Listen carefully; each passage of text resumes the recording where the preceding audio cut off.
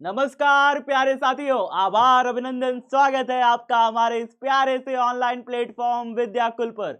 जल्दी से एक बार सभी साथी जुड़ जाइए, फिर हम आज की क्लास को स्टार्ट करें। आज के अपने इस हुंकार 2025 में आपकी फिजिक्स की क्लास को जल्दी से सभी साथी एक बार फटाफट तरीके से जुड़ जाइए। Good morning Preeti, good morning Gaurav, good morning, good morning Supriya, good morning Zakir, good morning, good morning, good morning Vandana, good morning, good morning Ashish, good morning आप सभी साथियों को शुभ प्रभात ढेर सारा। जल्दी से एक बार सभी साथी जुड़ जाइए, फिर उसके बाद हम लोग स्टार्ट करें। आप सभी का स्वागत है हमारे इस प्यारे से हुंकार बैच में, जो कि गारंटी देता है क्वालिटी की और साथ ही साथ गारंटी देता है रिजल्ट की। साथियों, एक ऐसे रिजल्ट की जो कि पिछले 3 सालों से लगातार बिहार भी साक्षी है कि बिहार बोर्ड में टॉपर हमारे विद्याकुल का रहा। और साथियों, आप सभी परिचित हैं हमारे हैंड रिटन नोट से।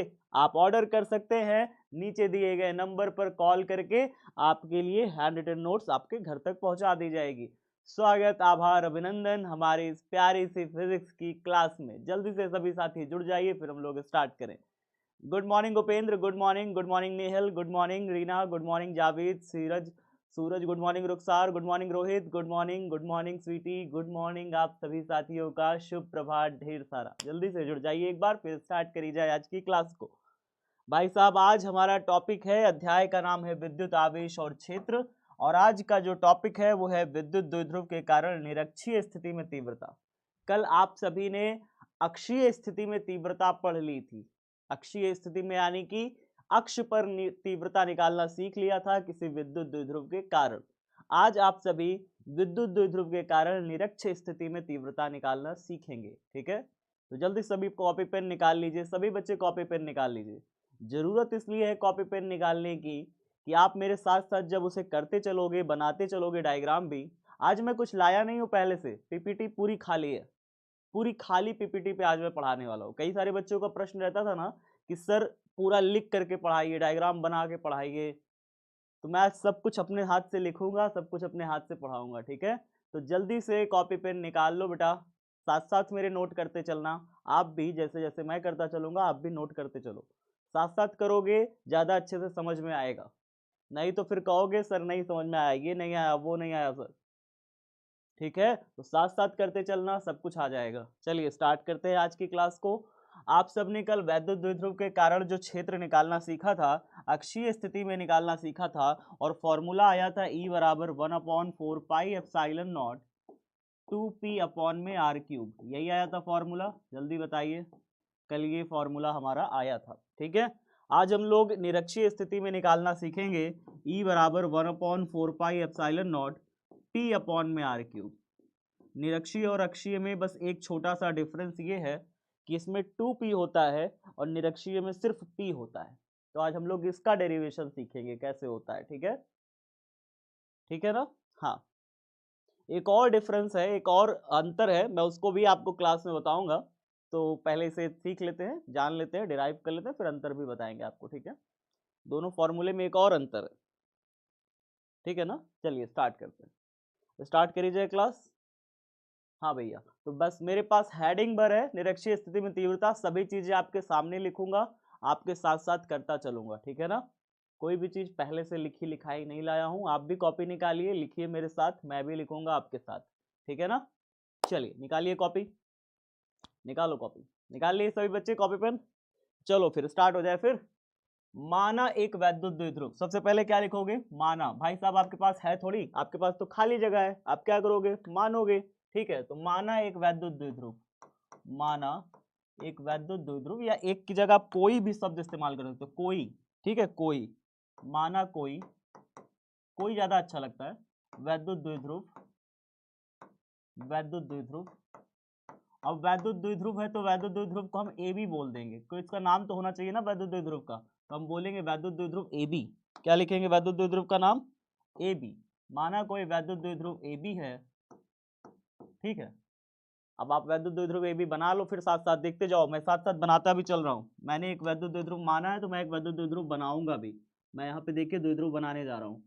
मैं यहाँ पे माइनस आवेश, एक आवेश बना लिया, एक आवेश यहाँ पे बना लिया। इन दोनों के बीच में एक निश्चित दूरी होगी, ना। एक माइनस क्यू आवेश हो गया, एक हो गया प्लस क्यू आवेश, एक ए पर रख दिया, एक बी पर रख दिया।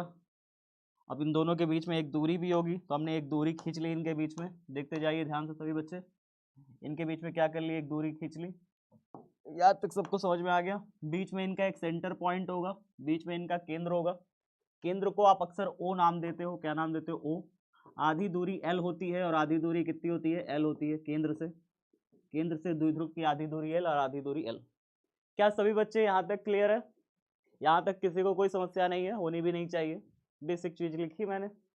हाँ, आगे देखते, आप लिखते जाओ साथ साथ, मेरे साथ साथ लिखते जाओ, बनाते जाओ, ठीक है।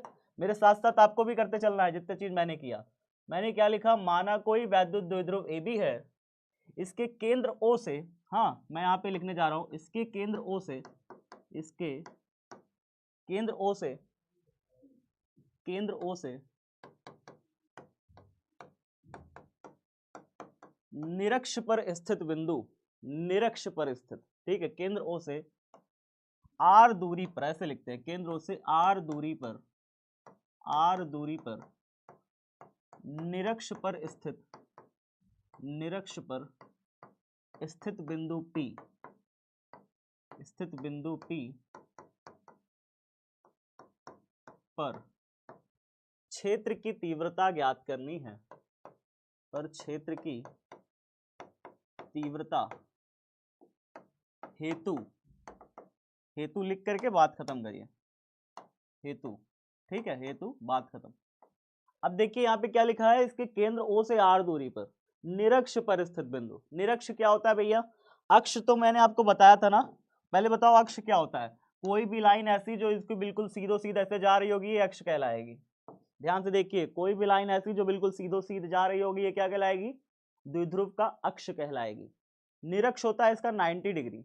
निरक्ष क्या होता है, 90 डिग्री, मतलब कोई भी लाइन ऐसी जा रही हो, ऐसी जा रही हो, बिल्कुल ऐसे, ये क्या है, इसका निरक्ष है। बात सबको समझ में आई कि नहीं है? जल्दी से एक बार कमेंट बॉक्स में बताओ मुझे। कोई भी लाइन ऐसी जो इसके सेंटर से ऐसे जा रही हो, बिल्कुल ऐसे जा रही हो, ये क्या कहलाएगा, इसका निरक्ष कहलाएगा, ठीक है ना। हाँ सर, बिल्कुल समझ में आ गई। ये नो लिखने वाले कौन है भाई? प्लूटो वाले हैं क्या? प्लूटो ग्रह वाले हैं क्या नो लिख रहे हैं? चलिए ठीक है। अब मैं इसको क्या लिखूंगा, मैं इसका निरक्ष बनाने वाला हूँ। आप सभी साथी बहुत ध्यान से देखिएगा। मैं इसका निरक्ष पर एक बिंदु लेने वाला हूँ, बिंदु P, उसे बहुत ध्यान से देखिएगा। मैंने यहाँ पे एक बिंदु ले लिया और ये बिंदु कहाँ है, निरक्ष पर स्थित है, तो मैंने यहाँ पे एक पॉइंट ले लिया, पॉइंट P नाम दे दिया इसे। और क्या कह रहा है, इसके केंद्र O से R दूरी पर, तो केंद्र O से ये कितनी दूरी पर है बिंदु P? आप कहोगे सर R दूरी पर, तो मैंने यहाँ पे क्या दूरी मान लिया, R दूरी मान लिया। सबका डायग्राम बन गया, डायग्राम बन गया। यस सर, नहीं बना तो बनाओ ना यार, बैठे क्यों, बनाते जाओ साथ साथ, मेरे साथ साथ बनाते जाओगे, चीजें बहुत अच्छे से आ जाएंगी आपको समझ में। डेरिवेशन कठिन नहीं है, लेकिन आप मेरे साथ करोगे तभी। अगर आप देखते रहोगे, सिर्फ देखते देखते सीखो कि दुनिया में कोई भी चीज हम सिर्फ देखते रहेंगे तो वो चीजें नहीं आएंगी जीवन में। आपको पता है ना दशरथ मांझी के बारे में? दशरथ मांझी ने पूरा पहाड़ काट डाला था। हम उस बिहार की, हम उस माटी के लोग हैं, जिस बिहार की, जिस माटी में इतनी शक्ति है कि हम पूरे पहाड़ को काट सकते हैं, पूरे पर्वत को हिला सकते हैं। फिजिक्स जैसी चीज क्या है, इसमें कोई सब्जेक्ट हमें नहीं आएगा, एक डेरिवेशन नहीं आएगा। सोचो जरा, कठिन मान लेते हो आप सब डेरिवेशन को, कठिन नहीं माना करो, ठीक है, बहुत आसान है सब चीजें। अब चलिए मैं आपको बताने वाला हूं प्लस क्यू आवेश के कारण तीव्रता। कल हम लोगों ने पढ़ा था, कल हम लोगों ने एक चीज पढ़ा था, प्लस क्यू आवेश के कारण अगर मुझे किसी भी बिंदु आर पर या आर दूरी पर कोई बिंदु है, बिंदु पी, यहाँ पर तीव्रता निकालनी होती है, तो मैं तीव्रता का फॉर्मूला क्या लिखता हूँ, मैं लिखता हूँ 1/4πε0 क्यू अपॉन में आर स्क्वायर, मैं यही लिखता हूँ। यानी प्लस क्यू आवेश से जो भी दूरी होती है, मैं उस दूरी का, अगर मुझे प्लस क्यू आवेश से इस बिंदु P पर तीव्रता निकालनी है, तो जो भी दूरी होगी प्लस क्यू आवेश से, उस दूरी का कर देंगे स्क्वायर। अगर मैं यहाँ पे दूरी को, अगर मैं इस दूरी को ये मानूं L, तो मैं यहाँ पे किसका स्क्वायर करूंगा, R की जगह पे। मैं कहूँगा सर R की जगह फिर आपने L मान लिया तो L का स्क्वायर कर दो। मतलब यहाँ पे जो भी दूरी होगी प्लस क्यू आवेश से बिंदु पी की, उस दूरी का हमें क्या करना है, स्क्वायर करना है। क्या बात समझ पा रहे हो ना सभी बच्चे, कोई दिक्कत नहीं यहाँ तक? हाँ पढ़ाए ना तो चलिए सभी बच्चे सब इतना बात सबको समझ में आ गया। अब मैं बताने वाला हूं आपको कि अगर प्लस क्यू आवेश के कारण यहाँ पे तीव्रता निकालते हैं तो दिशा किधर होती है, दिशा किधर होगी प्लस क्यू आवेश के कारण, कहोगे सर बाहर की तरफ। और अगर यहीं पे माइनस क्यू आवेश होता तो दिशा किधर होती, अगर यहीं पे माइनस क्यू आवेश होता तो दिशा किधर होती, यही दिशा बाहर की तरफ ना होती, किधर होती, बल्कि भीतर की तरफ होती। तो वैद्युत क्षेत्र की तीव्रता की दिशा किधर होती, भीतर की तरफ होती। प्लस क्यू आवेश से बाहर की तरफ, माइनस क्यू आवेश से भीतर की तरफ। सबको स्पष्ट है ना इतनी बातें? हाँ बातचीत नहीं करना, ठीक है ना? हाँ बातचीत बिल्कुल मत करना, सिर्फ और सिर्फ पढ़ाई करना। चलो आगे देखते हैं। अब बारी आती है कि सर इतनी बात तो समझ गए, अब जरा मुझे ये बताओ, इस प्लस क्यू आवेश के कारण अगर मैं इस पॉइंट पर तीव्रता निकालूंगा तो ये प्लस क्यू आवेश के कारण तीव्रता किधर होगी, बाहर की तरफ होगी कि भीतर की तरफ होगी? आप कहोगे सर बाहर की तरफ होगी, तो चलो मैं निकाल देता हूं बाहर की तरफ दिशा इसकी। देखो ऐसे बना देंगे हम, इसकी दिशा हम कुछ ऐसे बना देंगे, देखते जाना। क्या किसी को कोई समस्या? जल्दी बताओ एक बार कमेंट बॉक्स में। प्लस क्यू आवेश के कारण तीव्रता की दिशा किधर है, बाहर की तरफ है। ठीक है सर समझ गए। अच्छा बताओ माइनस क्यू आवेश के कारण तीव्रता की दिशा किधर होगी, इस माइनस क्यू आवेश के कारण तीव्रता की दिशा किधर होगी, जल्दी बताओ। इस माइनस क्यू के कारण यहाँ पर बिंदु पी पर तीव्रता निकालनी है, इस माइनस क्यू के कारण इस बिंदु पी पर तीव्रता निकालनी है, दिशा किधर होगी, जो लाइन मिलाएगी इनको उस लाइन में भीतर की तरफ, जो लाइन इनको मिलाएगी उस लाइन में भीतर की तरफ। आप कहोगे सर हाँ सर बिल्कुल सही है, तो एक लाइन बना दे जो इनको मिला रही हो। हाँ सर एक लाइन बना दिया। अब इस लाइन में तीव्रता की दिशा किधर होगी, भीतर की तरफ। आप कहोगे सर भीतर की तरफ, तो भीतर की तरफ बना दीजिए। तो चलो मैं यहाँ पे एक भीतर की तरफ दिशा बना देता हूँ, ऐसे करके, ऐसे करके, ये ऐसे। तो माइनस क्यू आवेश के कारण बिंदु पी पर जो भी तीव्रता होगी वो किधर होगी, भीतर की तरफ। प्लस क्यू आवेश के कारण जो भी तीव्रता की दिशा होगी वो किधर होगी, बाहर की तरफ। क्या सब बच्चे इतना डायग्राम बना लिए, कॉपी में नहीं बनाए तो बनाओ जल्दी से। और एक चीज बनाओ, यहाँ पर प्लस क्यू आवेश के कारण जो भी तीव्रता दिखा रहे हो, चूंकि प्लस क्यू आवेश किस पर स्थित है, बी पर स्थित है, तो हम यहाँ पे दिखा दे ई बी, क्या लिख दे, ई बी लिख देते हैं। कुछ अलग कलर में लिख देते हैं क्योंकि सफेद सफेद मैच ना करे, मैं चाह रहा हूँ कुछ अलग कलर में लिख दूँ, तो मैं यहाँ पे एक अलग कलर इस्तेमाल करके यहाँ पे मैं लिख दे रहा हूँ ई बी। चलिए ई बी। और ये माइनस क्यू आवेश ए पर स्थित है, तो माइनस क्यू आवेश के कारण जो भी तीव्रता आएगी भीतर की तरफ उसे हम ई ए दिखा देंगे। क्या दिखा देंगे, ई ए दिखा देंगे। कहोगे सर हाँ सर बिल्कुल ठीक है, कोई दिक्कत नहीं यहाँ तक तो, है ना? अब हमारा जो वैद्युत द्विध्रुव है, वैद्युत द्विध्रुव जो आप देख पा रहे हैं, ये वैद्युत द्विध्रुव इस रेखा के, जो रेखा मिला रही है, जो रेखा इस बिंदु पी से मिला रही है, ये वैद्युत द्विध्रुव हमारा इस रेखा के साथ, अगर मैं ये कह दूं कि थीटा कोण बना रहा है, कितना कोण बना रहा है, थीटा कोण। इधर से भी वैद्युत द्विध्रुव इस मिलाने वाली रेखा के साथ कितना कोण बना रहा है, थीटा कोण बना रहा है। तो आप कहोगे सर बना लेने दीजिए, क्या दिक्कत है, ठीक है ना? हो गया सबका? जल्दी एक बार बताओ, डायग्राम सबका बन गया? कहीं कोई दिक्कत समस्या आई डायग्राम बनाने में? सब कुछ बारी बारी से बताया है? हाँ सर। नहीं है तो फिर नहीं वाले प्लूटो वाले लोगों बनाओ जल्दी जल्दी। हाँ चलो आगे देखते जाइए फिर बारी हाँ आगे देखते जाइए, आगे देखते जाइए, सभी बच्चे आगे देखते जाइए फटाफट। तो भाई साहब यहाँ पे मैंने सब सारी चीजें बात कर ली। अब मुझे ना, मैं अब आगे करना चाहता हूँ। कहोगे सर करिए ना आगे, कौन रोक रहा है? अच्छा आप मुझे एक बात बताओ, मैं एक त्रिभुज लूं तो किसी को कोई दिक्कत होगी क्या? जरा एक मैं त्रिभुज लेना चाह रहा हूँ, ये त्रिभुज है पी ओ बी। देखो त्रिभुज देखो, पी ओ बी।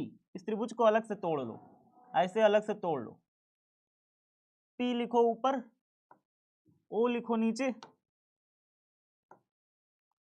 और बी लिखो इधर। अगर आप अलग से नहीं बनाना चाहते तो मत भी बनाइए, आपका अगर कंफ्यूजन हो रहा हो तो आप इसी में भी समझ सकते हो, आप इसमें भी समझ सकते हो। आप इधर वाला हिस्सा पूरा मूंद दीजिए, ढक दीजिए कॉपी से, सिर्फ इधर वाला हिस्सा देखिए बस, ठीक है? इधर वाला हिस्सा सिर्फ देखिए, बस ये वाला हिस्सा देखिए, ये वाला सिर्फ, सिर्फ ये वाला। आप देखोगे कि ये एक ऐसा त्रिभुज है, ऊपर वाला बिंदु P, नीचे वाला बिंदु O और इधर वाला बिंदु B। B पर कौन बैठा हुआ है? प्लस क्यू आवेश बैठा है। ठीक है सर, समझ गए हैं।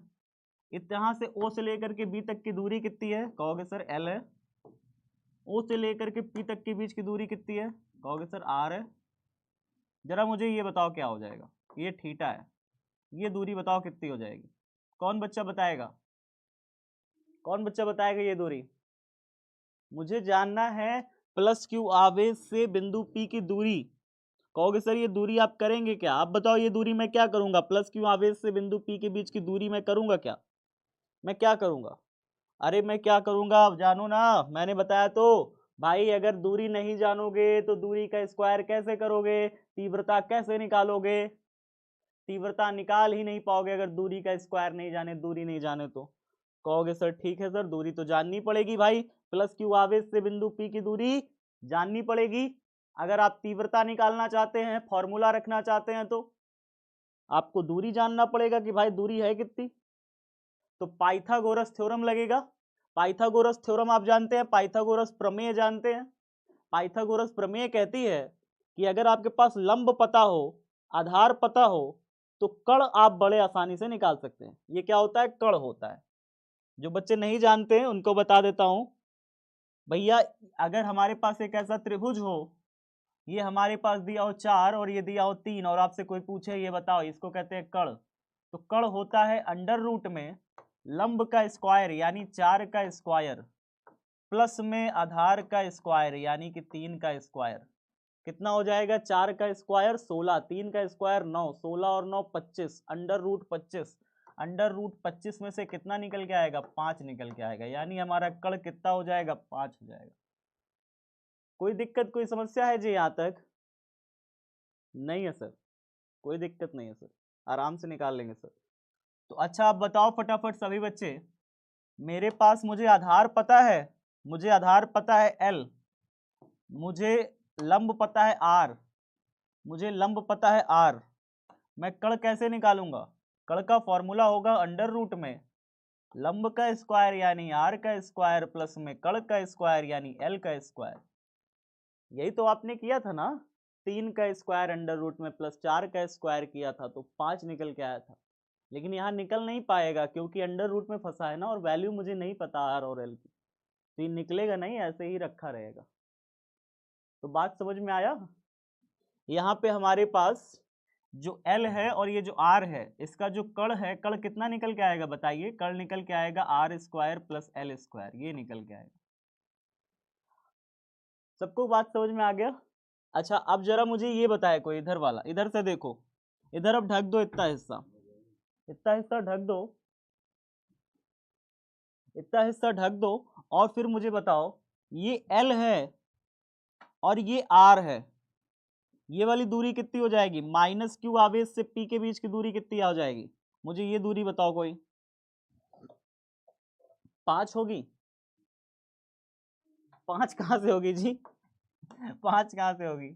चलो अच्छा ये बताओ जल्दी से, देखो ध्यान से देखो, ये वाला फिर से डायग्राम देखो, इधर वाला हिस्सा, ये लाइन सीधा खींचो, ये लाइन सीधा खींचो ऐसे, उसके बाद ये आधार खींचो, आधार खींच लिया, उसके बाद ये कण खींचो, ऐसे देखो कण खींचा, ये हमारा A हुआ, ये हमारा P हुआ, ये हमारा O हुआ, ये लंबाई पूरी R हुई, ये हमारा L हो गया। अब जरा मुझे बताओ, इधर तो थीटा एंगल बने हैं जी, अब मुझे कण बताइए, इसमें भी कण हो गया।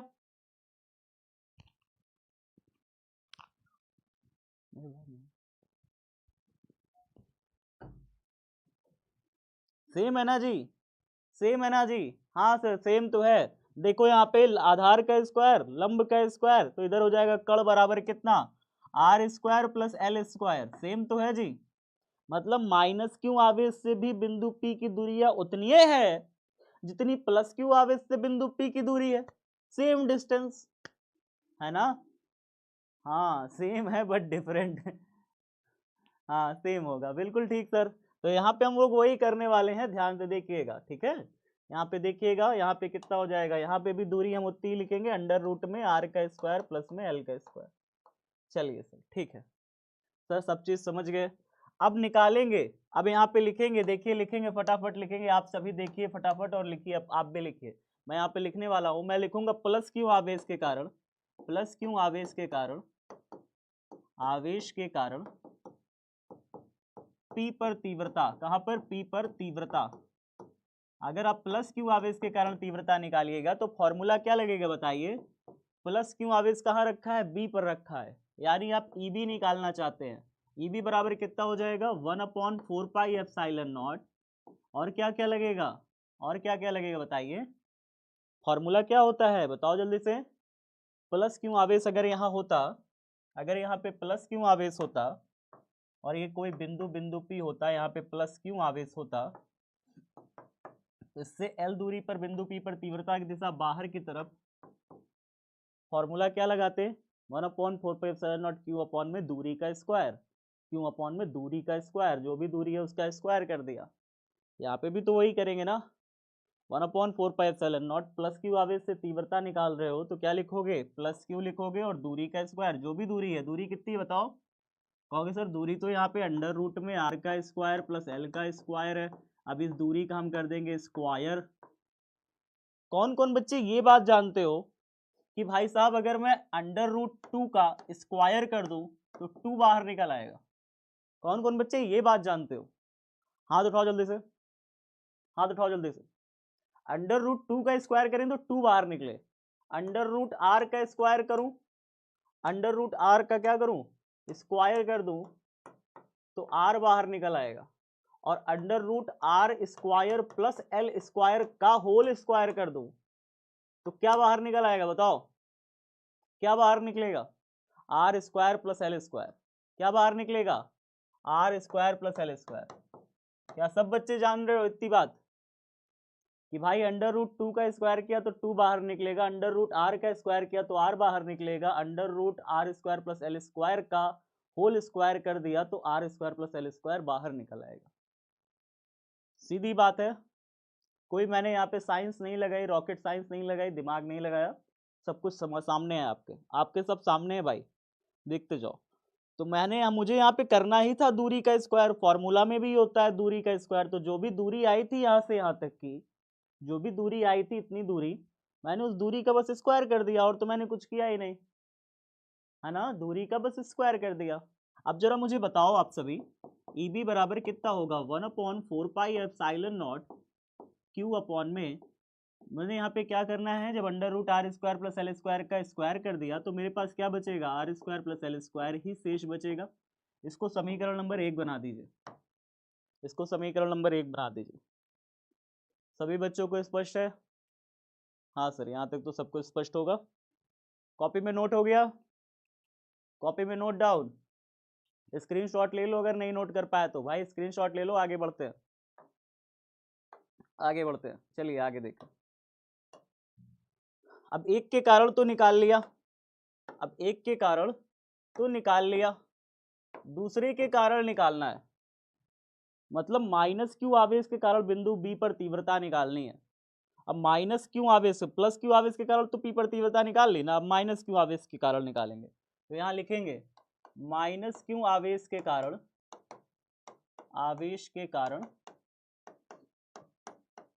पी पर तीव्रता, आप बताओ कितनी आएगी तीव्रता, कहोगे सर आसान तो है, फॉर्मूला लगा दीजिए तुरंत, माइनस क्यू कहाँ पर स्थित है, कहोगे सर माइनस क्यू तो ए पर स्थित है, तो मैं यहाँ पे ई ए लिख दूंगा, ई ए बराबर कितना होगा, 1/4 पाई एप्सिलॉन नॉट, और कौन सा आवेश है बताइए जल्दी से, माइनस क्यू नहीं लिखोगे, अब आप माइनस क्यू आवेश के कारण भी जब आप तीव्रता निकालते हो तो प्लस और माइनस नहीं लगाते हो, आप सिर्फ परिमाण लिखते हो, दिशा नहीं बताते, ठीक है ना, तो आप सिर्फ परिमाण लिखोगे, क्यों ही लिखोगे बस, ठीक है, माइनस क्यू नहीं लिखोगे, आप लिखोगे क्यों, ठीक है, और क्या लिखोगे, जो भी दूरी है उसका वर्ग।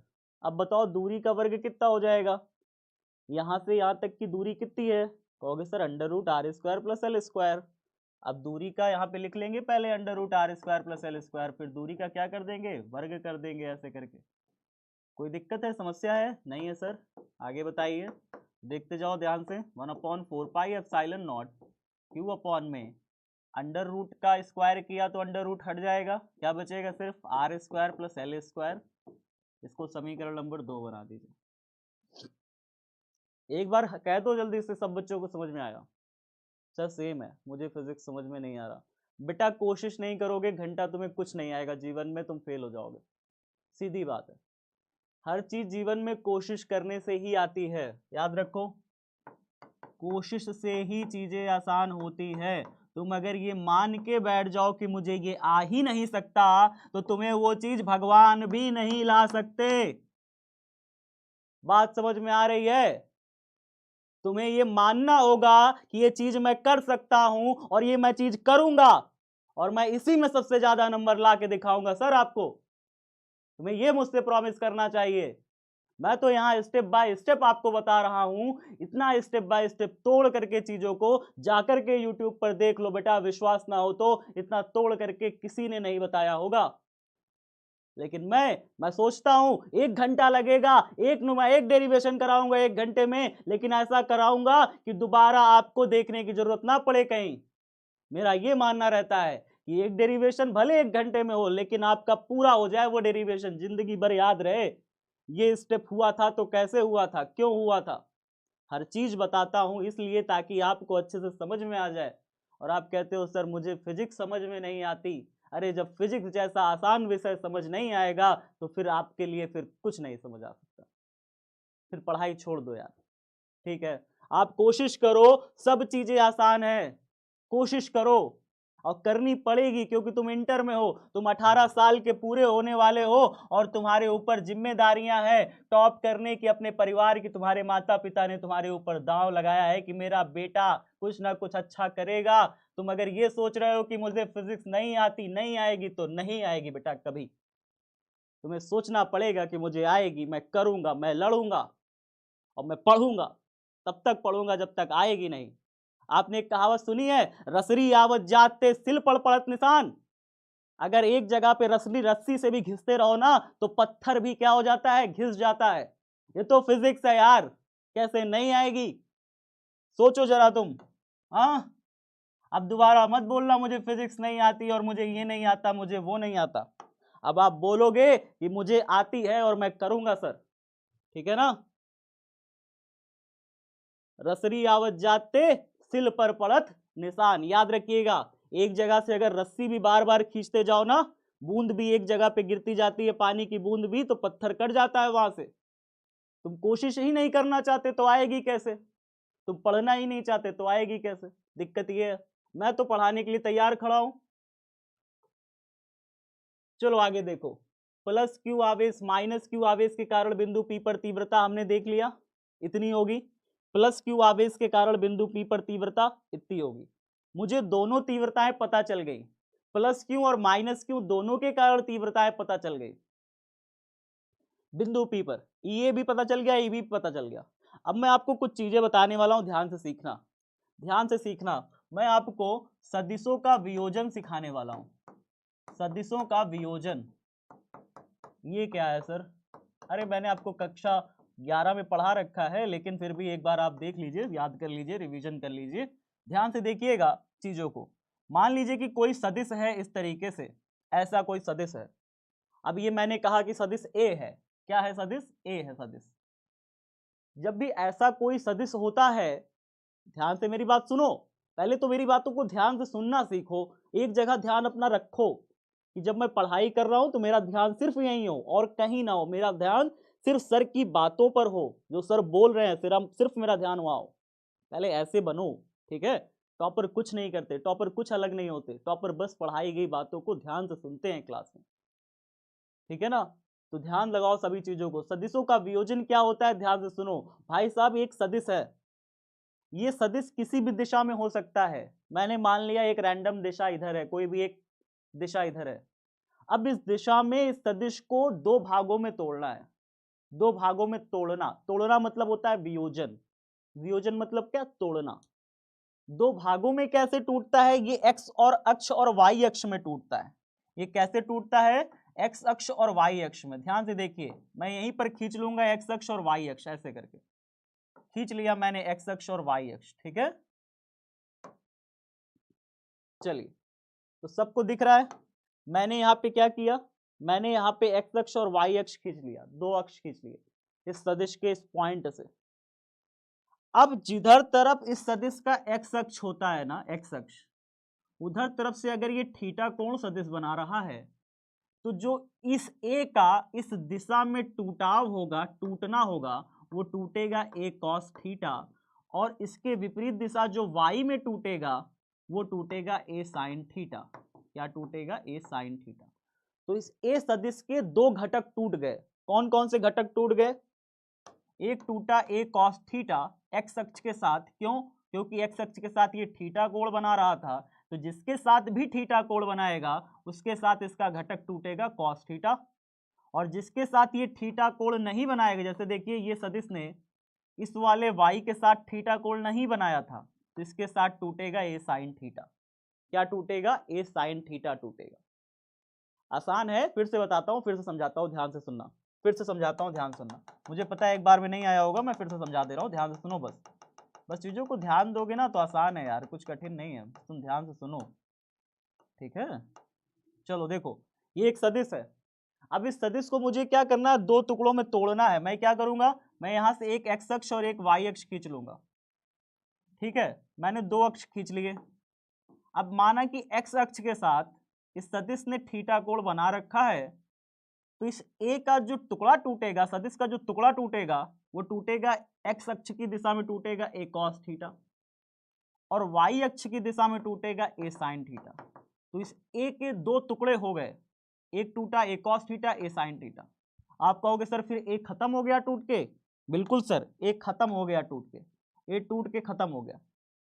ए के दो टुकड़े हो गए, आधा टुकड़ा उधर चला गया, आधा टुकड़ा इधर चला गया। क्या सब बच्चे इतनी बात समझ पाए? कमेंट बॉक्स में बताओ एक बार फटाफट।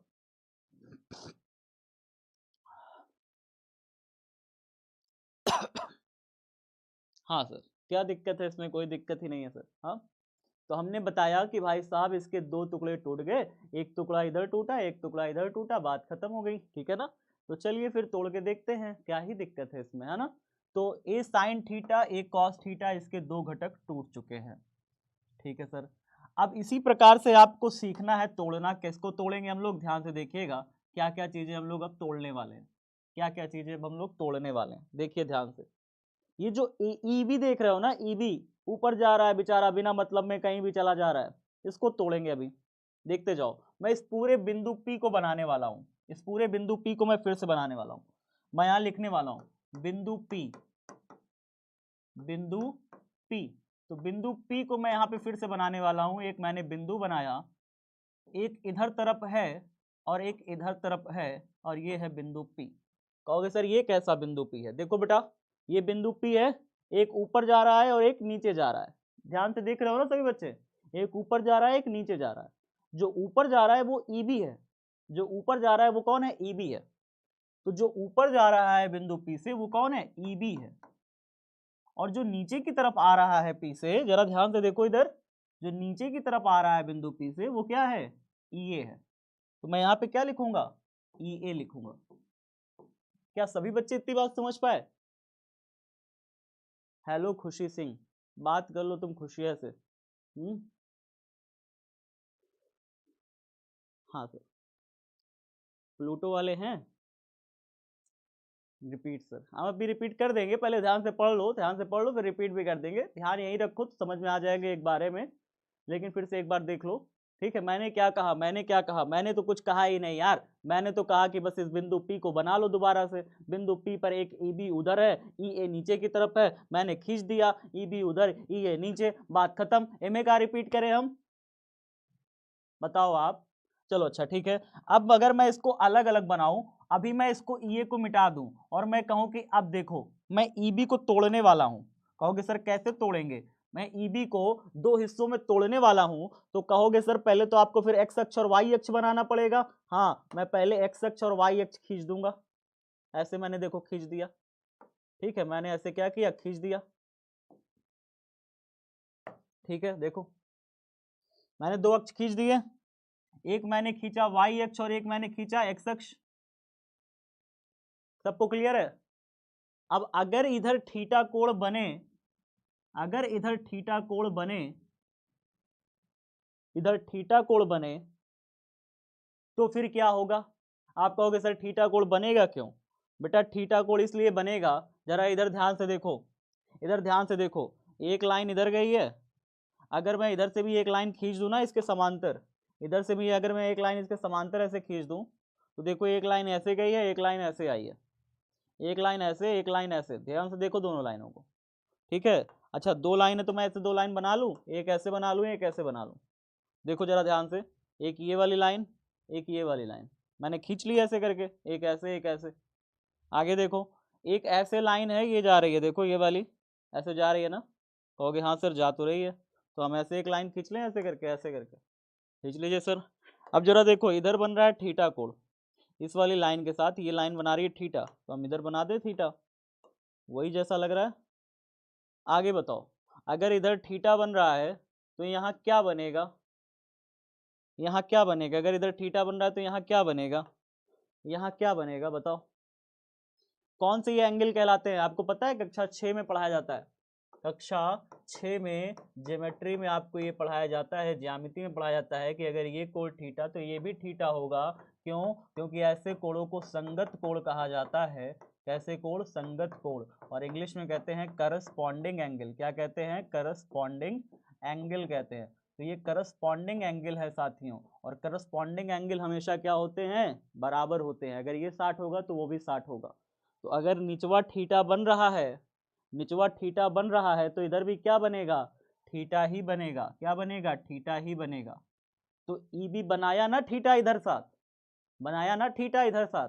आप कहोगे हाँ सर बना तो लिया ई भी थीटा। अच्छा जरा इधर देखो, एक और चीज देखो जरा ध्यान से तो मजा आ जाएगा। इधर देखो एक जेड बन रहा है, ध्यान से देख रहे हो? जेड, जेड दिखता बनता दिख रहा है। किस किस बच्चे को जेड बनता दिख रहा है? यहाँ पे जेड बनता दिख रहा है। ऐसे देखो जेड ऐसे ही बनता है, जेड ऐसे ही बनता है। हाँ सर दिख तो रहा है जेड बनता।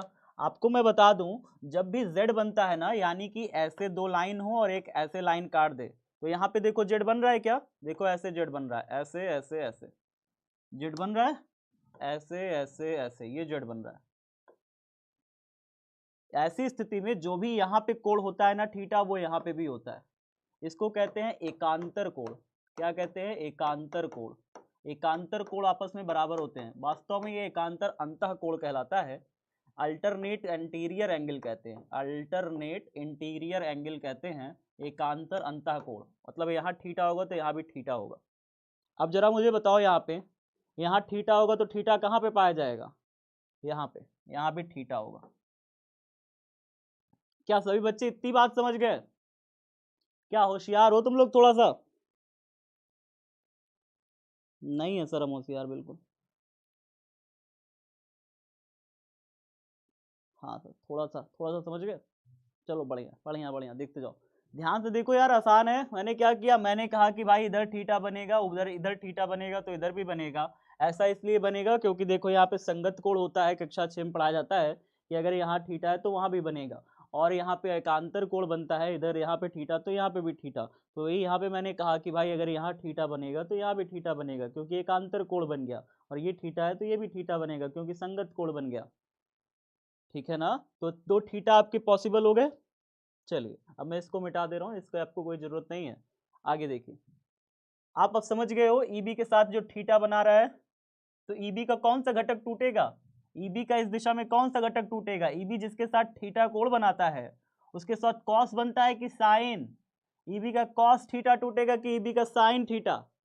जिसके साथ ईबी थीटा कोण बनाता है उसके साथ ईबी का कॉस थीटा टूटेगा कि साइन? कॉस टूटेगा, साइन नहीं टूटेगा। साइन वालों कैंसिल करो अपना साइन। ठीक है, तो ईबी जिसके साथ थीटा कोण बनाएगा उसका टूटेगा ईबी कॉस थीटा, और जिसके साथ नहीं बना रहा, देखो ईबी जो है हमारा, ईबी इसके साथ नहीं बना रहा थीटा कोण, तो इसके साथ क्या बनाएगा? इसके साथ बनाएगा ईबी साइन थीटा। तो ईबी के दो घटक टूट गए, एक ईबी कॉस थीटा और एक ईबी साइन थीटा। सब बच्चों को इतना समझ में आया?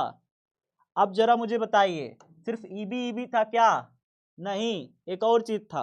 क्या था भैया? ईए भी तो था, निचवा ईए भी तो है। इस बिंदु पी पर ईए भी तो बैठा है। कहोगे हाँ सर ईए भी है, तो ई ए भी बना लें, देखो ऐसे ई ए भी बना लो ऐसे करके, ई ए भी तो है, हाँ सर ई ए भी है। क्या ई ए थीटा कोण बना रहा है क्या? हाँ सर ई ए भी तो थीटा कोण बना रहा है ना जी, ई ए भी तो थीटा कोण बना रहा है ना जी।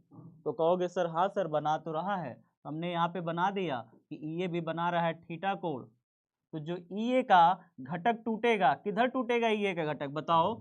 ऐसे सदिश है, एक ऐसे सदिश है, इसको दो घटक में तोड़ना चाहते हो, मैंने कहा एक्स अक्ष और वाई अक्ष खींच लो, इधर थीटा बन रहा है, तो ए है अगर मान लो सदिश, तो इसका इस दिशा में जो घटक टूटेगा थीटा जिसके साथ बन रहा है वो बनेगा ए कॉस थीटा, बाकी इस दिशा में जो टूटेगा वो बनेगा ए साइन थीटा। बात समझ में आ गई? ए का दो घटक टूट गया, एक जिसके साथ थीटा बन रहा है उसके साथ कॉस थीटा, जिसके साथ नहीं बन रहा है उसके साथ साइन थीटा, दो घटक ये भी तोड़ दिया। यहाँ पे इसको कहते हैं सदिशों का घटक में वियोजन, सदिशों का घटक में तोड़ना। तो यहाँ पे आपने सदिश को तोड़ दिया घटक में, जिसके साथ थीटा कोण बन रहा है उसके साथ कॉस और जिसके साथ नहीं बन रहा उसके साथ साइन। तो ई ए का इसके साथ देखो एक्स अक्ष के साथ क्या बन रहा है, ई ए का एक्स अक्ष के साथ क्या बन रहा है, कॉस थीटा, थीटा बन रहा है, तो ई ए कॉस थीटा बनेगा। जबकि ई ए का इस दिशा में कुछ नहीं बन रहा, तो हम ई ए का इस दिशा में क्या बनाएंगे, ई ए साइन थीटा बनाएंगे। क्या बनाएंगे, ई ए साइन थीटा बनाएंगे।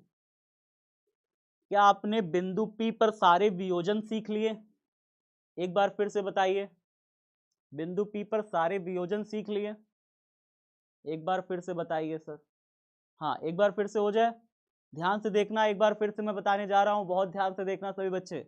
मैं क्या कहने जा रहा हूँ कि भाई साहब ई ए और ई बी तो आप पता कर लिए थे, ई बी का जिसके साथ थीटा कोण बन रहा था इधर तरफ, ई बी का इधर तरफ, क्योंकि इसके साथ थीटा बन रहा है तो इधर क्या बन जाएगा, ई बी कॉस थीटा बन जाएगा। और ई ए का देखो, ई ए नीचे है, ई ए का भी तो इसके साथ थीटा कोण बन रहा था, तो ई ए का भी इधर क्या बन जाएगा, कॉस थीटा बन जाएगा। ई ए का भी इधर कॉस थीटा टूटा, ई बी का भी इसके साथ टूटा कॉस थीटा, तो दोनों का ई ए और ई बी, ई ए और ई बी, ई ए और ई बी दोनों का कॉस थीटा एक ही दिशा में टूटा, कॉस थीटा एक ही दिशा में टूटा। अब साइन थीटा ई ए ई बी का किधर टूटा, साइन थीटा ई ए ई बी का किधर टूटा, ई बी को थोड़ा मैं छोटा लिख दूं, ई बी ऐसे लिख देते हैं। चलो अब बताओ, ई बी का साइन थीटा तोड़ना है मुझे, इस ई बी का साइन थीटा किधर टूटेगा, एक इधर लाइन जाएगी ऐसे, एक इधर ऐसे लाइन जाएगी, वाई अक्ष जिसे बोलोगे आप। कहोगे सर कि जो ऊपर वाली लाइन है ना ईबी की, ईबी की जो ऊपर वाली लाइन है, ईबी की इधर वाला तो ईबी कॉस थीटा टूट गया क्योंकि इसके साथ थीटा बना रहा था, इधर कुछ नहीं टूटा, इधर कोई कोण नहीं बना रहा था ईबी हमारा, इसलिए हमारा ईबी का इधर क्या टूटेगा, साइन थीटा टूटेगा, साइन थीटा टूटेगा, ईबी साइन थीटा। और हमारा जो ये ई ए बेचारा नीचे आ रहा है, ये जो ई ए नीचे आ रहा है, इसका इस दिशा में तो थीटा बन रहा था, तो इस दिशा में कॉस थीटा टूट गया, और इस दिशा में इसका कुछ बन नहीं रहा है, इस दिशा में ई ए का बेचारे का इस दिशा में कुछ बन नहीं रहा, वाई अक्ष की दिशा में, तो इस दिशा में इसका क्या टूटेगा बताओ, इस बेचारे ई ए का इस दिशा में क्या टूटेगा, कहोगे सर ई ए साइन थीटा, क्या टूटेगा, ई ए साइन थीटा, ये मैंने लिख दिया ई ए साइन थीटा। सभी बच्चे जान गए इतनी बात? रिपीट भी तो कर दिया भाई, हाँ रिपीट भी तो हो गया।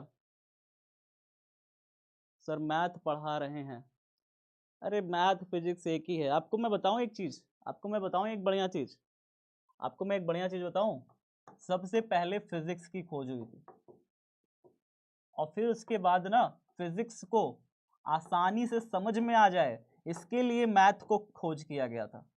मैथ कोई सब्जेक्ट थोड़ी था, मैथ कोई सब्जेक्ट नहीं होता था पहले, फिजिक्स को समझने के लिए मैथमेटिकल टूल इस्तेमाल किए जाते थे, गुणा भाग, ये इंटीग्रेशन, डेरिवेशन, अभी सब आप आगे पढ़ोगे, डिफरेंशिएशन, ये सब फिजिक्स को समझने के लिए बनाया गया था ये विषय, बाद में ये विषय बन के निकला मैथ, मैथ कोई विषय नहीं था पर्सनली, समझ रहे हो? तो ये जो है ना मैथ का क्या है, जनक है, मैथ का फिजिक्स क्या होता है, जनक होता है। मैथ फिजिक्स को आसानी से समझने के लिए ही वैज्ञानिकों ने मैथ के एक विषय के तौर पर रख दिया कि मैथ पढ़ेगा बच्चा तो फिजिक्स भी उससे आने लगेगी। लेकिन मैं ऐसे कोशिश करता हूँ कि मैथ जो बच्चे नहीं लिए हैं, बायो भी लिए हैं, उनको भी कहीं दिक्कत ना होने पाए, वो भी पढ़ें तो उनको सब समझ में आए। और मुझे उम्मीद करता हूँ कि मैं आराम से समझाता हूँ सब चीज़ों को, तो बायो वाले को बच्चों को भी कोई दिक्कत नहीं आती होगी, समझने में ज़्यादा कुछ खास नहीं आती होगी, है ना। तो मैं कोशिश करता हूँ कि मैं मैथ और बायो का वो ना रखूँ, जो भी बायो वाले बच्चे भी हैं उन्हें भी बहुत अच्छे से आ जाए। तो मैं बहुत डिटेल में कोशिश करता हूँ अपनी तरफ से, भाई अपनी तरफ से जितनी बन पड़ती है मैं करता हूँ।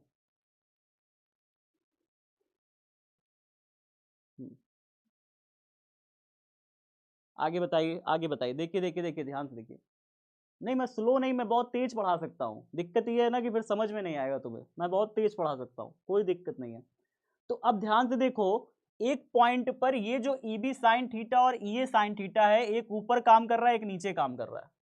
आप मुझे बताओ, एक पॉइंट पर एक बॉडी है और मैं कहूं इधर तरफ 4 न्यूटन का बल, इधर तरफ 4 न्यूटन का बल। अब बताओ बॉडी पर कितना बल लग रहा है, नेट बल बताओ बॉडी पर कितना बल लग रहा है, टोटल बल बताओ, नेट बल, टोटल नेट फोर्स कितना लग रहा है।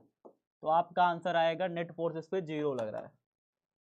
0 लग रहा है भाई, ना तो ऊपर उतना ही लग रहा है, नीचे भी उतना लग रहा है, तो कहाँ बॉडी पर कोई बल लग रहा है, कोई बल नहीं लग रहा। तो इसका मतलब अगर ऊपर जो है हमारे पास ई ए साइन थीटा या ई बी साइन थीटा है और नीचे हमारे पास ई ए साइन थीटा है,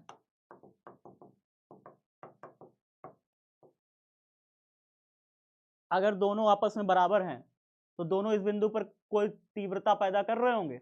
ये दोनों इस बिंदु पर कोई तीव्रता पैदा कर रहे होंगे, नहीं कर रहे होंगे। इनके कारण कोई तीव्रता नहीं होगी। देखो इनके कारण कोई तीव्रता होगी, ई बी साइन थीटा और ई ए साइन थीटा, एक ऊपर काम कर रहा है, एक नीचे काम कर रहा है। आप कहोगे सर इनके कारण कैसे हो सकती है, ये दोनों तो बेरोजगार बेचारे हैं। ईबी भी उतना ही है, ई भी उतना ही है, sine theta sine theta, EB और ये बराबर ही तो है। देखो जरा, ईबी भी उतना ही आया है, ई भी उतना ही आया है, ईबी और ये है उतना। तो ईबी साइन थीटा और ई साइन थीटा दोनों क्या कर रहे हैं, एक दूसरे को निरस्त कर रहे हैं। तो ये लाइन यहाँ पे लिख देंगे, यहाँ ईबी साइन थीटा व ई साइन थीटा व ई साइन थीटा एक दूसरे को निरस्त करते हैं। क्या करते हैं, एक दूसरे को निरस्त करते हैं, निरस्त करते हैं, कर देते हैं। अगर ये दोनों एक दूसरे को निरस्त कर दिए तो बचा कौन कौन सा, बस सिर्फ आपके पास दो घटक बचे। बस कौन कौन से बचे, सिर्फ ये वाला बचा, ये cos theta, E B cos theta, ये दोनों बचा बस। दोनों एक ही डायरेक्शन में है। अच्छा मुझे एक बात बताओ, एक बॉडी है, उस बॉडी पर इधर भी 4 न्यूटन का बल लग रहा है और इधर एक और आ गया 3 न्यूटन का बल और लगाने लग गया, दोनों एक ही डायरेक्शन में खींच रहे हैं। अब बॉडी पर टोटल फोर्स कितनी लग रही है, टोटल कितना बल लग रहा है बताओ। ईबी भी इधर cos थीटा पे है और ये भी इधर cos थीटा पे है, दोनों एक ही डायरेक्शन में है। बताओ फिर इस बॉडी पर टोटल कितना लगेगा, 4 और 3, कहोगे सर 7 न्यूटन। 7 होगा ना जी, 4 इधर 3 इधर, दोनों ही एक ही दिशा में है तो टोटल 7 न्यूटन लगा लेंगे, है ना। तो यहाँ पे भी वही होगा, तीव्रता सिर्फ और सिर्फ इन दोनों के कारण होगी, ये cos थीटा और ई बी cos थीटा, और ये दोनों जुड़ेंगे, क्या होंगे, जुड़ेंगे। क्यों, क्योंकि एक ही दिशा में है दोनों। तो हम लिखेंगे, क्या लिखेंगे, ध्यान से देखिए, अतः अतः बिंदु P पर कुल तीव्रता, बिंदु P पर कुल तीव्रता जो होगी, कुल तीव्रता जो होगी वो किसके किसके कारण होगी, सिर्फ E बराबर दो चीजें जुड़ेंगी, कौन कौन सी, ई ए कॉस थीटा प्लस में ई बी कॉस थीटा, दो चीजें जुड़ जाएंगी। अब बताइए क्या कॉस थीटा दोनों कॉमन है, कहोगे सर हाँ सर कॉमन है। तो ई ए प्लस ई बी हमने एक साइड कर दिया और यहाँ पे कॉस थीटा इनका इनका कॉमन लेकर के बाहर कर दिया। सब बच्चे यहाँ तक बताओ, सबको समझ में आया, सब बच्चे यहाँ तक बताओ, सबको समझ में आया, कोई समस्या नहीं हुई। देखो ये sine theta E B sine theta, एक नीचे काम कर रहा है एक ऊपर काम कर रहा है, भाई ये दोनों के कारण तो यहाँ पर कोई भी तीव्रता नहीं होने वाली। लेकिन ये वाला जो है ई ए, इसका एक घटक इधर तरफ ई ए कॉस थीटा और ई बी का एक घटक ई बी कॉस थीटा, ये दोनों एक ही डायरेक्शन में है ना। तो यहाँ पर जो नेट तीव्रता आएगी, कुल तीव्रता सिर्फ इन्हीं दोनों के कारण होगी। ये तो टूट गए ना, ये और ई बी तो खत्म हो गए, आपको पता है कि नहीं। ये और ई बी ने अपना खुद का टुकड़ा टुकड़ा कर डाला, ये खत्म हो गए बेचारे। अब ये है नहीं गेम में, ए और ई भी खत्म हो गए, टुकड़े कर डाले ना इन्होंने। अब बस इनके घटक बचे, ये दोनों घटक तो खत्म हो गए, ये दोनों घटक तो कोई काम के नहीं रहे, बचे बेचारे इनके टुकड़े, यही वाले दो हैं जो जुड़ जाएंगे, यही दो हैं इस दिशा में जो जुड़ जाएंगे। बात समझ में आ रहा है? ई बी कॉस थीटा और ई ए कॉस थीटा ही बचा है, यही दोनों जुड़ गया तो नेट कुल तीव्रता आ गई। कुल तीव्रता E A cos theta E B cos theta की वजह से है बिंदु पी पर। तो मैंने जोड़ दिया। अब ई ए की वैल्यू रखो जरा, आपको याद है ई ए की वैल्यू हमने निकाला था, याद है कि नहीं? ये देखिए ई ए की वैल्यू हमने निकाला है, इसी वैल्यू को हम लोग यहाँ पे रख देंगे। रखो जरा, कितना हो जाएगा? 1/4 pi epsilon naught q upon में r square plus l square, ये रखा हमने, ठीक है। ब्रैकेट ऐसे लगा दिया है क्योंकि ब्रैकेट ऐसे लगा हुआ है, प्लस में प्लस लगाइए। ई बी रखो, ई बी कितना है? ई बी भी तो इतना ही है, 1/4 pi epsilon naught q upon में r square plus l square, और यहाँ पे क्या रख देंगे? ब्रैकेट बंद करके कॉस थीटा भी तो लगा देंगे, तो यहाँ पे लगा दिया कॉस थीटा। अब जरा मुझे सभी बच्चे बताते जाइए, इन दोनों में क्या कॉमन आएगा? क्या कॉमन आएगा?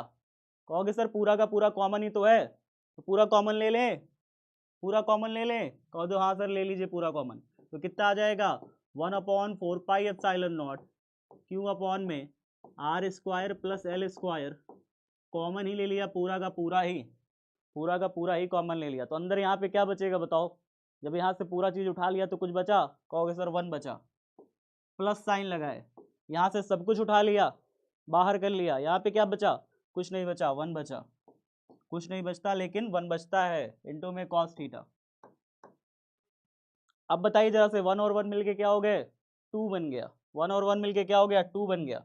ई बराबर कितना आ गया? 1/4 पाई एप्सिलॉन नॉट इनटू में क्यू अपॉन में r square plus l square, और 1 और 1 मिलके कितना हो गया? 2, और साथ ही साथ कॉस थीटा भी तो है। अब मुझे कॉस थीटा की वैल्यू रखनी है। कौन कौन बच्चा कॉस थीटा की वैल्यू बता देगा? कॉस थीटा की वैल्यू बताओ यार, कॉस थीटा की वैल्यू बताओ यार, बता पाओगे? इस दिशा में, इस डायरेक्शन में कॉस थीटा की वैल्यू कौन कौन बच्चा कॉस थीटा ये जानता है कि कॉस थीटा आधार और कण का अनुपात होता है, साइन थीटा लंब और कण का अनुपात होता है, कॉस थीटा आधार और कण का अनुपात होता है, पता है कि नहीं? हाँ सर, आधार और कण का अनुपात होता है। तो आधार कौन है बताइए कॉस थीटा में? आधार तो ये हो गया ना, इस त्रिभुज में लीजिए, इस त्रिभुज में, चाहे ये त्रिभुज ले लो चाहे ये त्रिभुज ले लो, ठीक है। तो इस त्रिभुज में बताओ आधार कौन सा है? एल है, तो आधार एल हो गया। कण कौन सा हुआ बताइए? इस त्रिभुज में कण कौन सा है? ये कण है हमारा। तो कण कितना है? अंडर रूट में r square plus l square. क्या सभी बच्चे जान पाए कॉस थीटा कितना होगा? कॉस थीटा कैसे निकाला हमने? कॉस थीटा इस त्रिभुज में हमने निकाला आधार एल और कण हमारा कितना? Under root r square plus l square, आधार बटे कण, ये होता है कॉस थीटा, ठीक है, याद रख लीजिए। तो यहाँ पे कितना हो जाएगा? फिर हमने कॉस थीटा की वैल्यू रख दी। यहाँ पे देखिए जो कॉस थीटा था, हम यहाँ पे कॉस थीटा की वैल्यू रख देंगे। कितना आया है? आधार बटे में कण, कण कितना है? अंडर रूट में r square plus l square. चलिए अब मैं देखिए सॉल्व करने वाला हूँ फटाफट, जल्दी से देखिए। 1/4 pi epsilon naught Q into में, ऊपर देखिए क्या हो रहा है, ये Q into 2l, Q into 2l। आपने क्यू इंटू 2l कुछ पढ़ा है क्या? कुछ याद आ रहा है क्यू इंटू 2l जैसा कुछ हमने पढ़ा था पीछे? कौन कौन बच्चों को याद है जरा बताओ? पी होता है, वेरी गुड यार, क्या बात है, पी होता है, बहुत शानदार। Q into 2l, Q into 2l देख रहे हो पूरा ऊपर बन रहा है, ये तो पी बन रहा है। मैं यहाँ पे बना दूंगा पूरा पी, चलो ठीक है सर बना दिया पूरा पी।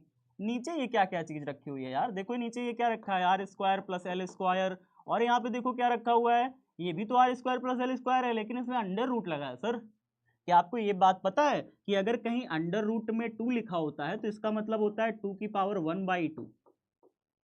अगर कहीं अंडर रूट में r लिखा होता है तो इसका मतलब होता है r की पावर 1/2। अगर कहीं अंडर रूट में r square plus l square लिखा होता है तो इसका मतलब होता है r square plus l square की पावर 1/2। क्या आप सब ये बात जान पा रहे हो? इसका ये मतलब होता है, अंडर रूट का क्या मतलब होता है? पावर 1/2। अंडर रूट का मतलब क्या होता है? पावर 1/2। अंडर रूट का मतलब क्या है? पावर 1/2। नहीं पता तो जान लो, आज आज जान लो, ठीक है। इसको नोट कर लेना, ब्रैकेट में नोट करके लिखा करो ये सब चीजें जो बताया करो, ठीक है। नहीं पता रहा करे तो नोट कर लिया करो बगल में, ठीक है ना। चलो अब यहाँ पे बताइए जल्दी से, ऊपर तो सब खत्म हो गया, ऊपर तो Q इंटू 2L आपने P बना लिया, निचवा बचा है, इसको लिख लिए हो और इसको भी लिखना चाहते हो। इसको कैसे लिखोगे बताओ? इसको ऐसे लिखोगे, देखो r square plus l square का पावर कितना, 1/2। अंडर रूट में है ना, तो इसलिए हमने इसको 1/2 कर लिया। अब देखिए जल्दी से, अब देखिए जल्दी से, एक यहाँ पे पावर है, पावर यहाँ पे r square plus l square की कितनी है, 1 है। कितनी पावर है, 1 है। यहाँ पे आर स्क्वायर एल स्क्वायर की पावर कितनी है, 1/2 है। जल्दी बताइए, यहाँ पे पावर कितनी है, 1, यहाँ पे पावर 1/2। किस किस बच्चे को दिख रहा है ये बात? क्या आपको ये पता है, अगर मेरे पास कहीं आर का स्क्वायर हो, इनटू में कहीं पे लिखा हो आर का पावर 3, तो टोटल आर का पावर कितना हो जाएगा? कहोगे सर 3 और 2 जुड़ करके 5 हो जाएगा।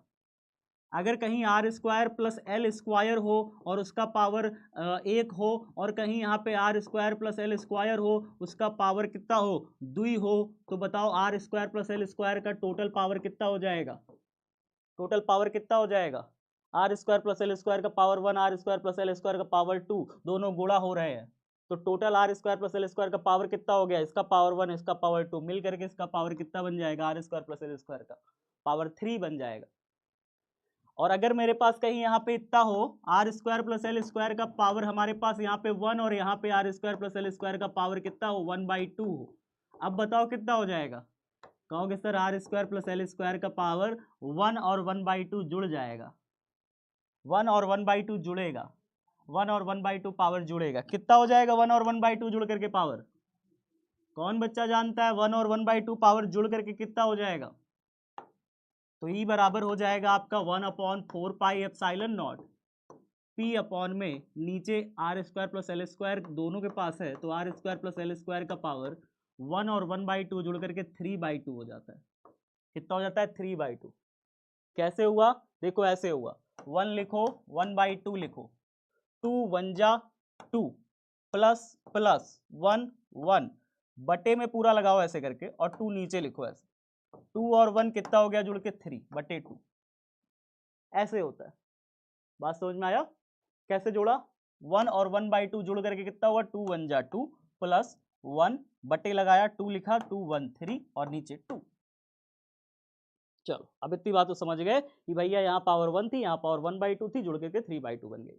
अच्छा अब मैं एक चीज और आपको बताऊं, कल मैंने आपको ये चीज बताई थी, यदि r जो है बड़ा है l से, तब आर स्क्वायर जो है बहुत बहुत बड़ा हो जाएगा एल स्क्वायर से। इस स्थिति में एल स्क्वायर को उपेक्षित करने पर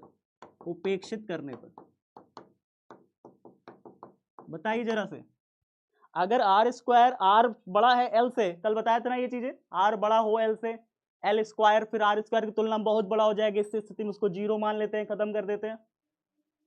हाँ सर, तो हम इसको क्या करेंगे, एल स्क्वायर को 0 मान के खत्म कर देंगे, उपेक्षित कर देंगे, खत्म कर देंगे। एल स्क्वायर अगर 0 मान के खत्म हो जाएगा तो क्या बनेगा हमारे पास, बताओ जल्दी से? हमारे पास बनेगा ई बराबर 1/4 पाई एप्सिलॉन नॉट, ऊपर बचा है पी, नीचे क्या बचा, आर स्क्वायर प्लस में एल स्क्वायर को 0 मान लिया तो 0 हो गया, इसका क्या था, पावर 3/2। आर स्क्वायर में 0 जुड़ा कितना हो जाएगा, आर स्क्वायर में 0 जुड़ा कितना हो जाएगा? कहोगे सर आर स्क्वायर में 0 जोड़ देंगे तो हमारे पास सिर्फ आर स्क्वायर बचेगा, क्योंकि किसी भी चीज में 0 जोड़ने पे कोई फर्क नहीं पड़ता, तो पी अपॉन में आर स्क्वायर में जुड़े जुड़ा आर स्क्वायर ही रहा। लेकिन इसका पावर देखिए कितना हो जाएगा, पावर तो अभी इसका 3/2 है। जब ऐसे पावर के ऊपर पावर लगा रहे तो क्या होता है आप बताओगे? पावर के ऊपर पावर हो तो क्या होगा? अगर आपने 2 के ऊपर 3/2 लिख रखा है तो पावर पावर गुणा हो जाता है, पावर पावर क्या हो जाता है, गुणा हो जाता है, पावर पावर यहाँ गुणा हो जाएगा, 2 से 2 कट जाएगा, क्या बचेगा, सिर्फ 3, क्या बचेगा, सिर्फ 3। तो ई बराबर मेरा कितना आ जाएगा, 1/4 pi epsilon naught p upon में आर क्यूब, बस यही आएगा, बस ये आपका फाइनल आंसर आ गया। कहानी खत्म भैया, पैसा हजम, कहानी खत्म, पैसा हजम।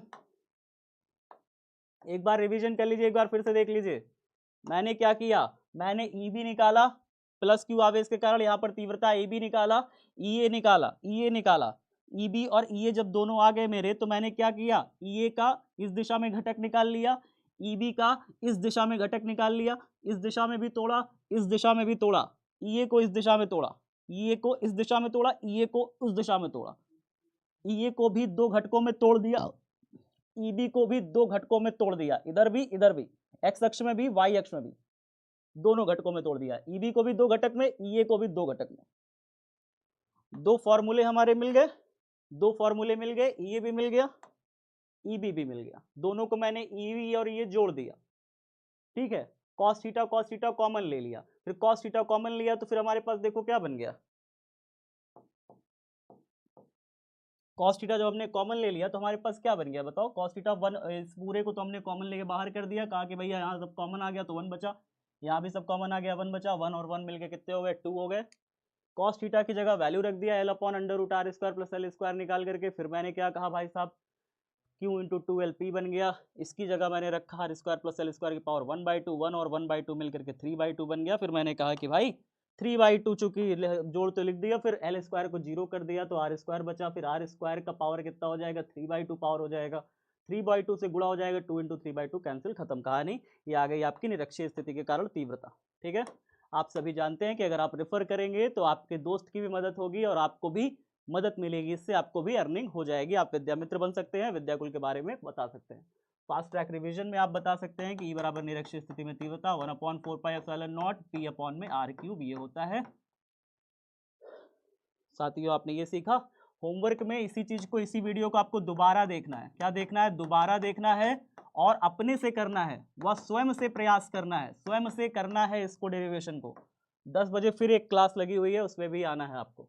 अगली क्लास आपकी एक समान बाह्य क्षेत्र में द्विध्रुव और सतत आवेश वितरण, ये 10 बजे की क्लास है, ठीक है। सब्सक्राइब करें हमारे बिहार बोर्ड विद्याकुल को, आप सभी साथियों की बहुत ज़रूरत है, हमें मदद की ज़रूरत है। आप सभी साथी कृपया इस चैनल को सब्सक्राइब करें, बहुत विनम्र निवेदन है। और सिर्फ सब्सक्राइब ना करें, अपने दोस्तों मित्रों साथियों को भी शेयर करें ये चैनल, ठीक है। चलिए धन्यवाद, जुड़े रहें आप सभी साथी हमारे साथ विद्याकुल के साथ। तब तक सभी बच्चों का आभार, अभिनंदन, स्वागत फिर से जाते हुए। लव यू एवरीवन, ख्याल रखिएगा, पढ़ाई करते रहिए। जय हिंद, जय भारत।